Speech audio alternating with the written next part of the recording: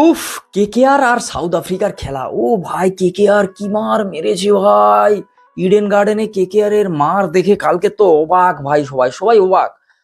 তোমরাও অবাক হয়ে যাচ্ছ তো, মানে কেকেআর কেন বলছি, হ্যাঁ হ্যাঁ, ভিডিওটা দেখো বুঝতে পারবে ভাই। নিউজিল্যান্ড আর সাউথ আফ্রিকার খেলা ছিল, সবাই জানে যে সেমিফাইনালের খেলা, নকআউট খেলা, যে জিতবে সে হচ্ছে সোজা যাবে আহমেদাবাদ ফাইনাল খেলতে, আর যে হারবে সে সোজা যাবে বাড়ি, ঠিক আছে। এইবার এই নকআউট খেলাতে কেমন কি খেলা হলো, আরে কেমন কি খেলা হলো কি, মানে এমন ধোবি পাচার দিয়েছে ভাই, এরকম কেউ মারে? মানে তোমরা শুধু বলো এরকম কেউ মারে? মানে কেউ কাউকে এরকম, মানে সাউথ আফ্রিকার মতো একটা টিম যে হচ্ছে হারেইনি বস, যে হচ্ছে মানে হার কি জিনিস দেখেইনি, সে সবাইকে হারিয়ে টারিয়ে মানে কি বলা যায় পুরো মুখ থুবড়ে ফেলে টেলে এই জায়গায় এসে পৌঁছেছে। আর তাকে কিনা নিউজিল্যান্ড একেবারে ধোবি পাছাড়ের মতো ভাই, মানে তুলে আছাড় মারছে, এরকম অবস্থা।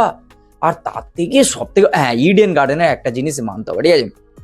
ইডেন গার্ডেনে খেলা যদি থাকে, কলকাতায় ইডেন গার্ডেনে যদি খেলা থাকে, তাহলে টস জেতাটা খুব জরুরি। মানে এই একটা বিষয় যে থাকে, টসটা যদি জিততে পারো তাহলে ডিসিশনটা যদি ঠিক নেওয়া যায়, এই ভাই ইডেন গার্ডেন তোমাকে একটা ভাই মশলাদার খেলা দেবে। কারণ এই ইডেন গার্ডেনেই যত মশলাদার খেলা হয়, দেখো ইডেন গার্ডেনে একতরফা খেলা মনে হয় খুব কমই হয়েছে জীবনে, ঠিক আছে। ইডেন গার্ডেনেই একমাত্র খেলা হয় যেটা টান টান উত্তেজনা থাকে, দু দলের মধ্যে একটা সেই টানাপোড়ন দেখা যায়, যেটা হচ্ছে মানে একেবারে দর্শকের টাকা উসুল, মানে পয়সা উসুল যে হচ্ছে মানে ম্যাচ বলা হয়, সেই জিনিসটাই ইডেন গার্ডেনে দেখা যায়। তো বিসিসিআই এর কাছে এই একটাই আমার অনুরোধ, যে মাঝে মধ্যে ফাইনালটা হচ্ছে ইডেন গার্ডেন কলকাতাতে রাখা উচিত। কারণ এখানকার যেভাবে দর্শক, যেভাবে হচ্ছে তোমার সবার ভালোবাসা ইডেন গার্ডেনে পায়, আশা করি হচ্ছে বিসিসিআই এটা ভাবা উচিত, আর এখানেই হচ্ছে ফাইনাল রাখা উচিত। সবসময় ফাইনাল আহমেদাবাদ, আহমেদাবাদ তো একদম রাখাই উচিত না। বা আবার তোমরা আবার না না না না, জায়গায় তোমরা যারা আহমেদাবাদে থাকো তারা হয়তো খারাপ পাবে, না না, ওই কারণে বলিনি। আগের ম্যাচগুলো তুলে দেখে নাও, আগের ফাইনালগুলো দেখে নাও কি হয়েছিল। ওই হলুদ জার্সি শুনলেই তো বাপরে। তবে যাই হোক, সাউথ আফ্রিকা হচ্ছে যায়নি, এটা বেশ ভালো লাগছে। তোমরা ভাববে যে হচ্ছে আরে দাঁড়া, পরের ম্যাচটা তোরা আগে জিত তারপরে তো বলবি, না তোমাদের মনে হতে পারে, দেখো ভাই আমরা ভেবে নিয়েছি আমরা ভাই ফাইনালে যাব, ঠিক আছে। আমরা ফাইনালে গেলে ওই হলুদ জার্সি টার্সিতে একটু মানে একটা কি ভালো লাগে না, মোটে ভালো লাগে না, ঠিক আছে। এই নিউজিল্যান্ড জিতেছে ভাই, বেশ ভালো লেগেছে, বেশ ভালো লেগেছে। নিউজিল্যান্ডের জার্সিটাও বেশ ভালো, সবকিছু একদম ঠিকঠাক। এবার আসি নিউজিল্যান্ড আর সাউথ আফ্রিকার খেলায়, উফ কি ধরি বাছাড় দিয়েছে ভাই, এরকম মার তুলে ছুঁড়ে ফেলে দিয়েছে ভাই, ওটা এলিয়েন্স ভাই, এলিয়েন্স। হ্যাঁ, এবার এবার বলি কেকেআর এর কেন বলছিলাম, আরে কেকেআরই তো ভাই, কেকেআর যেই যে এদেরকে রিটেন করেছে, কেকেআর যে নিয়ে এসছে তাদের ওপেনার টোপেনার এইসব যে নিয়ে এসছে এই নিউজিল্যান্ড থেকে, ভাই রচিন রবীন্দ্র বাবা কি করেছে। তাকে মনে হয় মানে টিমই বলে দিয়েছে মনে হয়, তুমি এক কাজ করো ভাই, তোমাকে ব্যাট ফ্যাট থেকে একটু দূরে দূরে থাকো, তুমি বলটা করো। ভাই রচিন রবীন্দ্র কি বল করেছে বস। আর তার ওপরে হচ্ছে আমাদের এলিয়েন্স অ্যালেন, সে ভাই খেলা ছিল ওটা, ওটা খেলা ছিল। ওটা সামনের টিমকে পুরো একদম মার বলে ওটাকে ভাই। 33 বলে কত ছিল জানো, লেখা লিখে নিয়ে এসেছি আমি, দাঁড়াও। হ্যাঁ, 33 বলে 100 রান, মানে আমি ভুলে যাবো না, ভুলে যেতে পারি এই এত কিছু বলার পর, এক্সাইটমেন্টে ভুলে যেতে পারি। 33 বলে 100 রান, 300 স্ট্রাইক রেট ভাই, মানে 12 ওভার 5 বলে ম্যাচ জিতে নিয়েছে ভাই।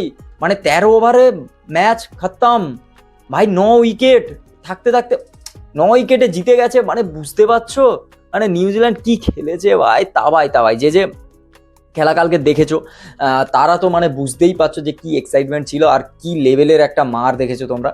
তবে বেশ ভালো যে সাউথ আফ্রিকা যেটা হচ্ছে পুরো 20 ওভার ধরে করেছে, সেটা 13 ওভারে লিপটে দিয়েছে, এটা একটা জিনিস। তবে এটা একটা ভালো কিন্তু ওয়ার্নিং, ঠিক আছে, যে ফাইনালে যে যাচ্ছে সে কিন্তু এতটা যে কমা ভেবো না ভাই, ঠিক আছে। তাও আবার আহমেদাবাদ কেন হতে গেল ভাই, ফাইনালটা ইডেনে হওয়া উচিত ছিল, না হলে ইডেন না হলেও ঠিক আছে, চলো ওয়াংখেড়ে করে দিতে পারতো, ওয়াংখেড়ে স্টেডিয়াম করে দিতে পারতো। সেমিফাইনালটা না হয় হচ্ছে আহমেদাবাদ। বাবা আহমেদাবাদ শুনলেই আমার যে কেমন একটা হয়। যাই হোক যাই হোক, যাই বলো তাই বলো, যা হয় ভালোর জন্য হয়, যা হবে ভালোর জন্য হবে। আমরাও চাইবো, ঠিক আছে, আহমেদাবাদ থেকেই ছিনিয়ে নিয়ে আসবো ট্রফিটা। না তোমরা কি মনে হয় যে হচ্ছে আমরা এই ট্রফিটা জিতবো? তো অবশ্যই সেটা কমেন্ট করে জানাও, ঠিক আছে। ইন্ডিয়া ইন্ডিয়া, ঠিক আছে, এই বিষয়টা যেন থাকে সবসময়। যাই হোক, কালকের খেলা তো ভাই চমকদার হয়েছে, মানে কালকের খেলা নিয়ে কি বলবো, কালকে খেলা তো তোমরা সবাই জানো ফাটিয়ে দিয়েছে পুরো। ওই স্ট্রাইক রেটে ওইভাবে ধুয়েছে, মানে ওই ওই ধোয়াটার দেখার পর মানে সাউথ আফ্রিকা ভাবতে ভাবতে যাচ্ছে যে ভাই হারেনি মানেই যে সব জিতে যাবো, এই বিষয়টা মাথায় রেখে আর হবে না।